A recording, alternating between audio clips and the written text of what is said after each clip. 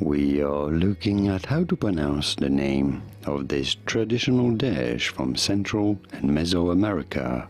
We're going to be looking at how to pronounce more delicious dishes names as well, so make sure to stay tuned and consider subscribing. So how do you go about pronouncing it?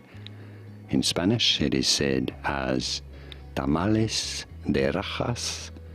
They often come with cheese, which is said as con queso. Tamales de Rajas con queso. Tamales de Rajas con queso. It'd be fine in English to say it as Tamales de Rajas con queso.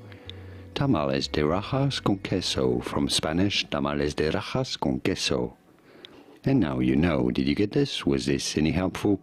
Let me know in the comments and by using the like button to support. Thanks for your support indeed.